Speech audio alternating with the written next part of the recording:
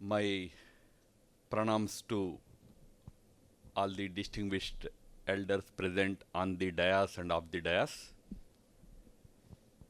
And at the very outset, let me also wish you all a happy Onam. One of the reasons that I chose this date for this event was that I am very fond of Onam Sadhya. So I thought that this is the time to go to Kerala to, of course, to participate in this program, but also enjoy nice traditional Onam cuisine. I would like to congratulate the Kesari team for conceiving this series of speeches coinciding with the forthcoming centenary of the RSS.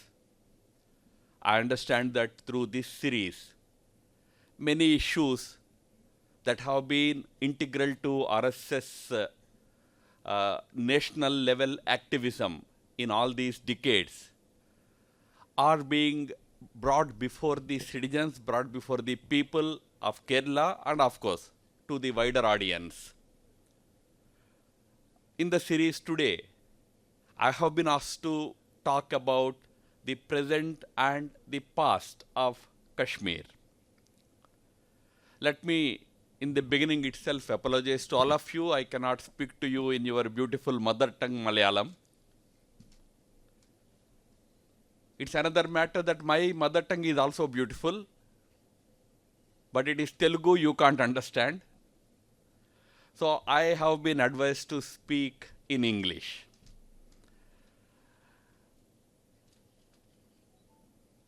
I will share my views or thoughts on this topic in English with you, and I'm sure you all will be, most of you at least, will be comfortable in following my English. You know, talking of English, there used to be a great scholar in Tamil Nadu by name Right Honorable Srinivasa Shastri. Srinivasa Shastri ji was a great English scholar. He once went to England. It was at the time of the Second World War. Winston Churchill was the Prime Minister of England. Srinivasa Shastri happened to meet Winston Churchill. When he was talking to Churchill, Srinivasa Shastri felt that Churchill's English was grammatically wrong. Now, Shastriji was a scholar. Scholars are seldom afraid of anybody. So Shastriji told Churchill that, Mr. Churchill, your English is grammatically wrong. Now Churchill was taken aback. This fellow whom we taught English, we are ruling over his country. He comes and tells me my English is wrong. But Churchill was a statesman. You dare not say any such thing to any politician now, anywhere. You will face it. But Churchill was a statesman. So Churchill told Srinivasa Shastri that, Mr. Shastri, what we Englishmen speak is English. The grammar just follows. So don't worry too much about grammar. So why I'm saying this is, number one, most of us are experts in English in India. And for grammar, Bhagwan hi Malik hai hamara grammar ka. But I'm sure you will be able to understand what I try to convey to you in next some duration. Friends, about 4 years ago, in this very month, August, to be precise, on 5th to 7th August 2019, an illegitimately inserted article into Indian Constitution, namely Article 370, was legally removed. I am making two statements in this. One is the article which used to be known earlier as Article 370 was inserted into our constitution in an illegitimate route, through an illegitimate route. When it is removed, it was removed 4 years ago. It was removed in a most legitimate manner through a legitimate process. I will deal with both the aspects of it. But first, please recall, I am sure many of you would have watched the debates in the parliament on during those 3 days on your television screens. The opposition members, some of them are no longer in opposition. In India, you don't know who will become what in which year or which date. But some of them who were at the time in the opposition claimed that there would be bloodbath on the streets of Srinagar, on the streets of Kashmir. If this article was removed, there would be a bloodbath. There would be violence. But friends, we all have seen last 4 years, no tears were shed over the death or demise of Article 370. When I say no tears were shed, of course, crocodile tears will always be shed by leaders. But talk of the people of Kashmir, the whole expectation of the opposition parties of the time, that they would come onto the streets, pelt stones, create violence, create lot of unrest in the state. There will be bloodbath. Nothing of that sort happened. In fact, I can share my personal experiences. I have dealt with the state for many years. In fact, when this whole thing happened, I was still the in charge of Jammu and Kashmir. When the article it was decided that the article should be removed, the government, as a preventive measure, in order to ensure that no violence happens on the streets, decided to put 600 leaders under what is called as preventive detention, not arrest. Arrest means you need to have a case, you need to have an FIR, then you can arrest somebody. It was only a preventive detention. So there were many leaders who were put under preventive detention, some of them in their own houses. Many of them, the senior ones, were brought and kept in a 5-star hotel which was completely vacated, which was a state government property. It was vacated, cleared for these guests of the government. They were put up in that temporary imprisonment or, a detention. A couple of weeks after the abrogation of Article 370, I happened to go to Srinagar. Like everybody else, I was also anticipating some protest. So when I was at the guest house, leaders of, young cadres of some parties came. So they raised this issue of detention of many of their leaders. So I thought that I should placate them. I told them, you see, this is not an arrest. It's only a preventive detention. So very soon they will be set free. Maybe 3 months or 4 months. Once we are sure that there is no law and order problem going to arise, we will set them free, don't worry. Many of them started saying, no, don't do that. Don't release these fellows. These fellows are the problem for our state. Please keep them at least for a few years in jail. Our state will be peaceful. I tell you, this may sound a little, comical, but this is actually the reality of Kashmir. As a Sangh activist, I have written about Kashmir, talked about it.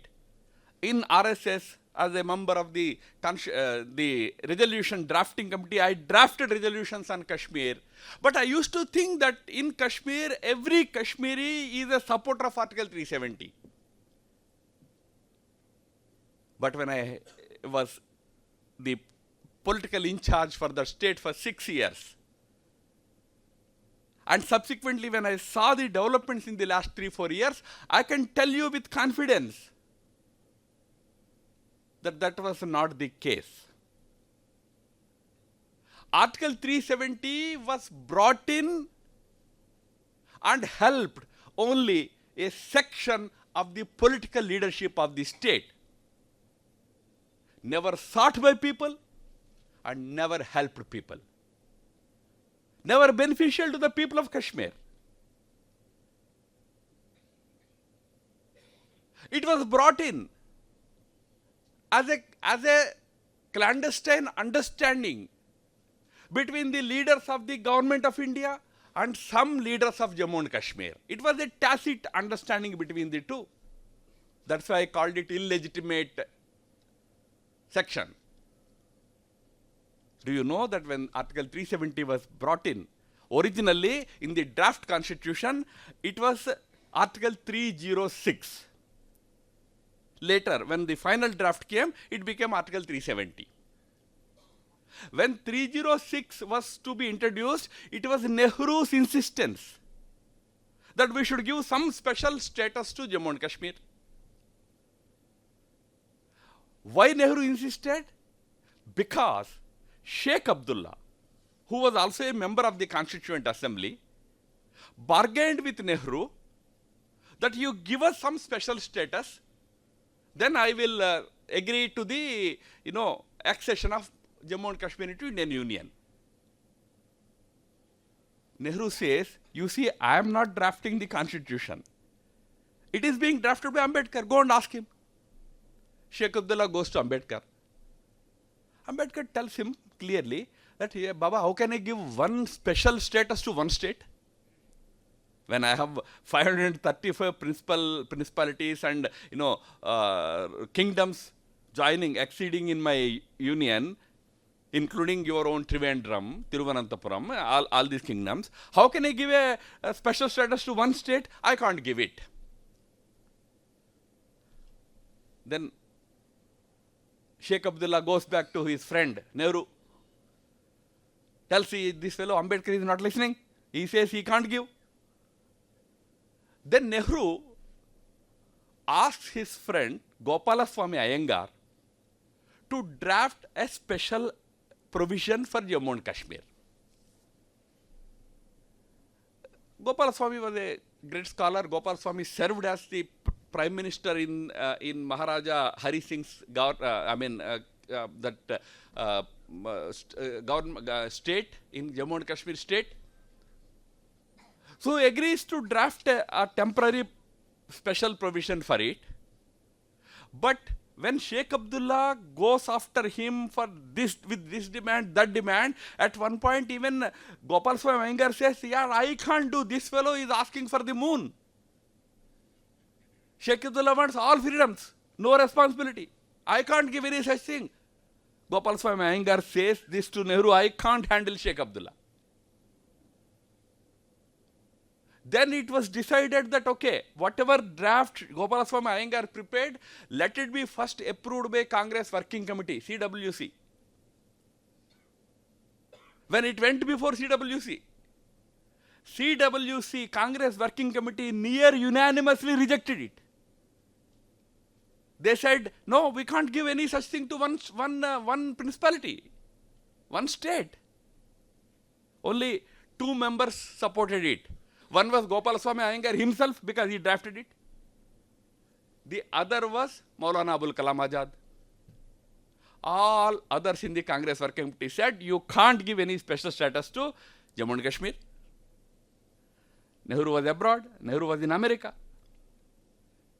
Sheikh Abdullah telephoned to him immediately. You see, even Congress Working Committee says they can't give it. I want something. बच्चे जिद करते हैं ना. Then Nehru telephones to Patel and says, it is my prestige question now. I gave a word to Sheikh Abdullah that I will give him a special status. Now, neither Ambedkar is agreeing, nor Congress Working Committee is agreeing.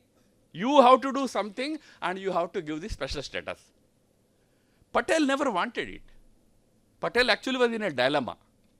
But for Patel, the problem was, if he says no to Nehru, then the news will be, Patel and Nehru were at loggerheads. When India was becoming independent, at that very dawn, probably Patel had greater ambitions. That's why he was opposing Nehru. That would be the news item. So probably Patel did not want that. Patel recalls the Congress Working Committee, reconvenes it. When the working committee was reconvened, Patel convinces people that you see the prestige, honor of our leader, namely Nehru, is at stake. If we today don't agree for this provision, special provision, then Nehru will be humiliated. It's not good for us. Let us agree. For the sake of Nehru's prestige, let's agree. Do you make constitution like that? Because my leader gave a word, I should do this. Congress Working Committee was convinced. But story did not end there. When the matter went before the Constituent Assembly, huge uproar in Constituent Assembly. People said, how can you give it? You know, the first person to oppose Article 306, which became 370 subsequently, the special status to Kashmir. You know who it was? His name was Hazrat Mohani, a Muslim member, Communist Party of India member from Uttar Pradesh. The Communist Party people should know their history. Today they are great supporters of Article 370. It was their own leader who was opposing it for right reasons at that time. He asked Gopalaswamy Iyengar, how can you give such a special provision to Jammu and Kashmir and deny it to Baroda or deny it to Thiruvananthapuram?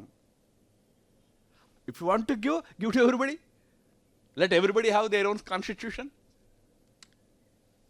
But Gopalaswamy said, no, please don't create an issue here. It's a temporary provision. Misleadingly, people were convinced and this article was inserted. That's why I said it was illegitimate in the sense that nobody had wanted it at that time, yet it became a part of our constitution. Today the opposition talks about, democracy, how undemocratically 370 was done away with, removed. I would like to say, in the first place, it was actually brought in a most undemocratic manner. Nobody had wanted it. In 1956, I'm telling you, 1956, Bakshi Ghulam Muhammad, who was those days, because of Article 370, the Chief Minister of Kashmir used to be called Prime Minister. So the then Prime Minister of Kashmir writes to Prime Minister of India. Look at the travesty. There is a Prime Minister of Kashmir, he is writing to Prime Minister of India. But the demand was remove 370. Nehru did not do that. There was a debate, a single member bill was moved by Prakash Veer Shastri of Bharatiya Jana Sangh in 1966 or 65. There was a debate in the parliament. Members from Kashmir stood up in the house and said, we don't want it. Remove it. What good it is doing to us? It's only helping a few leaders. Remove it. Not removed. A little earlier, when in fact, B.N. Malik was our IB chief those days. Malik in his memoirs writes, once he broaches this topic of Kashmir, this special status 370, the problem it was creating, and Nehru says, yes, I agree with you. Jana Sangh is right. This was Nehru's statement, remember. Jana Sangh is right. This article is causing more damage than any good. This was Nehru's himself statement, quoted by B.N. Malik, but not removed. So this article was never legitimate. But do you know the character of that article? When in 1950 we all got our constitution, that constitution contained 390 articles. Those are applicable to all of us, to people in Kerala as much as to people in Uttar Pradesh. It's Constitution of India.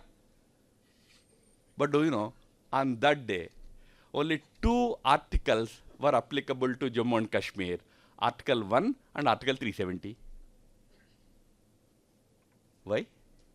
Because Article 370 said that all articles of the Constitution must be ratified by Jammu Kashmir people. Did they ask people of Kerala to ratify constitution? It was ratified because there were 4 members from the Trivandrum Royal Court. There were 4 members in the Constituent Assembly. They represented Trivandrum royalty, the people of Thiruvananthapuram, people of Kerala. But in Kashmir's case, it was decided that no, they will have their own constitution. So what I am trying to say was, this was the horror-filled history of that article. It was that article which was denying. Now, simple point is, our constitution gives in section 3 fundamental rights to all of us. When constitution was not extended to Jammu and Kashmir, that means no fundamental rights to people of Jammu and Kashmir. Rights were denied. Rights of women were denied. You know, Jammu and Kashmir did not have a women commission. Until 370 was there was no women commission, because Women Commission Act was approved by Parliament of India but not approved by Jammu Kashmir Assembly. So no women commission. No scheduled tribe commission, because Jammu Kashmir Assembly did not pass it. A state within a state, a government within a government was running because of Article 370. But remember what I said, it never benefited the people of the state, it only benefited 2 families and 300 leaders. That was the history of this article, and the removal of it was the core basic desire of not only the people of rest of the country, but majority of the people of Jammu and Kashmir also. And it was done in a most legitimate manner. There is a court case going on. So in that sense, the matter is sub judice today. So I don't go into the legality of it, except saying that the most illegitimate article has been removed in a most legitimate manner. After its removal, as I said in the beginning, people first time felt that, okay, our lives are not in the hands of 2 families or 200 politicians. We are free citizens of this great country. Not just as a statement, but they experience it today. Last 4 years, the state has seen tremendous transformation. If I tell you today that there is an IMAX theater in Srinagar city that shows Hollywood movies, latest Hollywood movies, or I say that in Baramulla there is a film theater which is showing latest Bollywood movies, you will say, sir, what is so special about it? Having an IMAX theater or a cinema theater in a district headquarters, what is so special about it, you may say. But remember, in Kashmir, in 1990, the terrorists, the militants and the Islamists banned movie theaters. For 30 years, they did not even have the pleasure of watching a movie in a theater. Today, theaters came back. People are enjoying. Today, there is a lot of development happening all around. You go to Srinagar, you won't get hotel rooms. So much tourism is happening. And the city is today beautiful. Why could it not be beautiful? Kashmir has always been a heaven. Why was it not beautiful? Why is it beautiful today? Because today the real responsible administration is handling the affairs of the state. And most importantly, our Congress friends take great pride in Panchayat Raj amendment to our India's constitution, 73rd and 74th amendment. In mid-1980s, a Panchayat Raj amendment was introduced. Do you know that that amendment was not ratified by Jammu and Kashmir Assembly? As a result, until 370 was there was no real Panchayat Raj system in Jammu and Kashmir. There used to be a Sarpanch, but he had nothing to do, no power, namesake Sarpanch. But do you know today, Jammu Kashmir's Panchayat Raj system is better than Kerala's Panchayat Raj system. Why I tell you? Under the current Panchayat Raj system in the rest of the country, specific allocated funding goes to all panchayats and municipal bodies. Panchayat, municipality, district panchayat and corporation. To all these, specific budgetary allocation happens under the Panchayat Raj Act. In Jammu and Kashmir, not just funding, but panchayats have the power of functions and functionaries also. Funds, functions and functionaries. 3 F's the people of Jammu and Kashmir, the panchayats of Jammu and Kashmir enjoy. Meaning, funds are of course given, but together with fund, how to use that fund? What functions can it do? Those functions are also now delegated to the panchayats. Normally क्या होता है? Fund दिया जाता है. District collector will decide where should that fund be spent, how it should be spent. But in Kashmir, the Panchayat Sarpanch and his team can decide how to spend that money. If they want to employ some staff, they can employ. The result is today they know what they want and they are able to get what they want.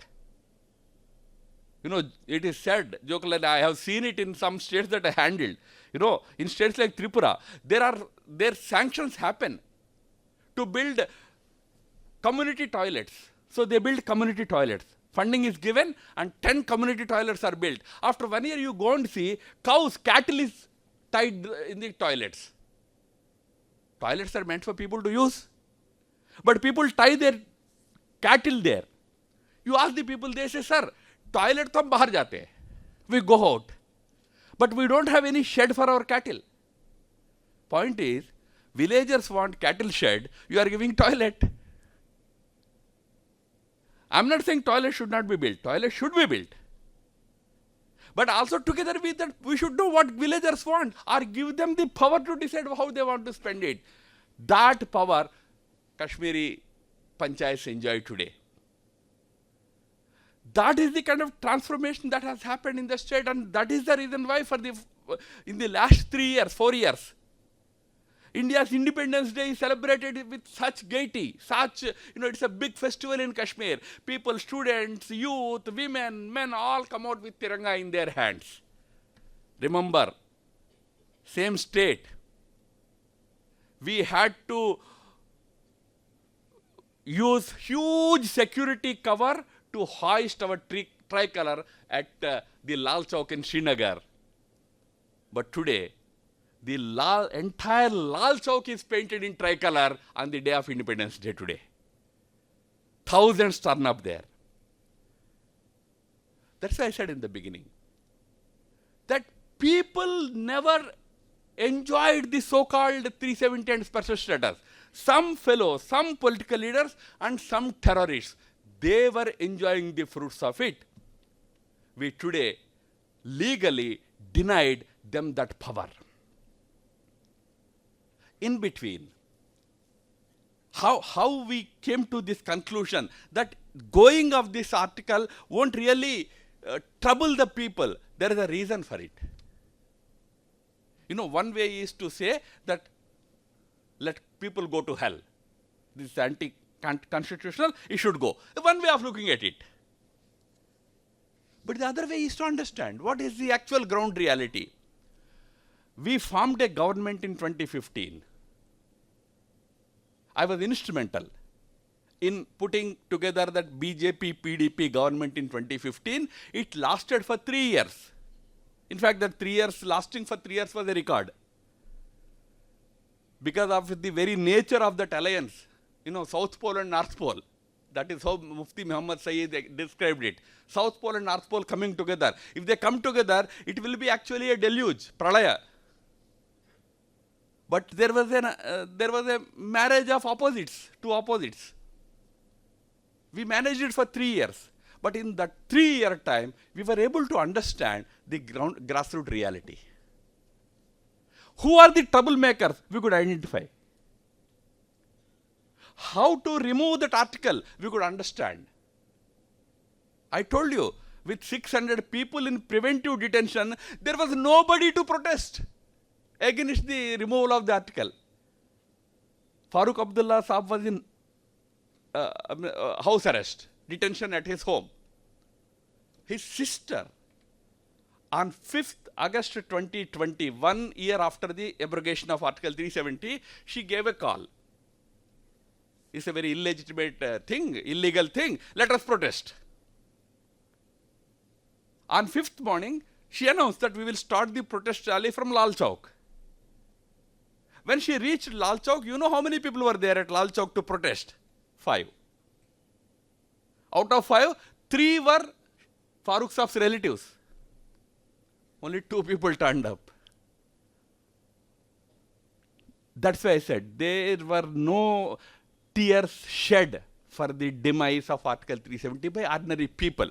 Because people understood that these are not working for us. This article was not benefiting us. It was only benefiting these families.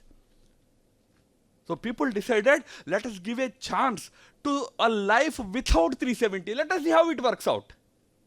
Last 4 years, they are experiencing life without Article 370. I can tell you, majority of them are today satisfied and they are convinced. You can see the videos on YouTube and all, how they talk today. They say, we are happy, we are Indians. There is lot of today, enthusiasm in the people. Today, more and more people are coming and appearing in the civil services examinations and getting selected. I think this year in the civil services, 6 people from Jammu and Kashmir got selected. Highest number for the first time. Earlier, if anybody even appeared for these exams, militants would go and threaten their family, sometimes kill people. Today, lot of enthusiasm. So all developmental indices are showing much improvement in the last 4 years. Things are very, very encouraging, very positive at this point in Jammu and Kashmir. Before I end, I will make one important appeal to you all. Now, this transition happened because the government of the day decided to firmly, do what is needed to be done. You know, when it was removed, in fact, for how many years we have been talking about it, that Article 370 should go. In 1950s, Sangh started talking about it. Shyama Prasad Mukherjee was the first martyr for in the cause of abrogation of Article 370. खंडित भारत की अखंडता के लिए पहला बलिदान श्याम प्रसाद मुखर्जी ने दिया. Integrity of a divided India. But we never used to believe that it would happen in our lifetime. But when it happened so easily, in fact, some of us felt, I asked my leader, one of our seniors, that, sir, if it was so easy, why did it take so long? Why did we wait till 2019 if it could be removed? The curse of 72 years could be removed in 72 hours. If that was so easy, why did it take so long? So that leader gave me an interesting reply. He said, yes, it was always easy, but you needed a leader with determination to do it. And in Modi, Prime Minister Modi, we had that leader with determination. In 3 days, we removed it. So the government, because we have a leader with determination, clarity and vision, it has done its part. But there is one part that as people of this country, we also have to do. Because when it came to us, why we opposed 370? Was 370 troubling people of Kerala in any way? Was it a problem for you? No. But you believed that we are all one country. If we are one country, why should there be separate laws? That's the only thing we had in mind. It's breeding separatism. Let us be one country, let us be one people. That's why we all opposed Article 370. Since we believe that we are one people, it's our duty to tell Kashmiris that you are also a part of our nation. It's not enough that one constitutional provision is removed. Constitutionally, integration is complete now. Jammu Kashmir is like any other state of India, like Tamil Nadu, like Kerala, like Karnataka, Maharashtra. But it's not just about constitutional division. There is a division of hearts. दिलों में भी किसी के मन में है कि हम अलग है, that needs to be removed. So my appeal to you all is that next time you have a holiday, vacation, please go to Kashmir. Next time you want to undertake a pilgrimage, please go for Amarnath Yatra or Vaishnav Devi Darshan. Go to Kashmir. On a lighter note, if you want to celebrate next honeymoon, go to Gulmarg. When I said it somewhere, one person jokingly said, you are a pracharak, you don't know. There is no second honeymoon. Honeymoon is only once. What is another honeymoon? I said, okay, I don't know much. But who said there cannot be another honeymoon? It should be for the same couple. Any number of times you can go. Same people should go though. So I said, go again. Go to Jammu and Kashmir. Why? We go, embrace the people of Kashmir and tell them that we 1.4 billion Indians are one family. We are all one. That emotional bond needs to be strengthened today.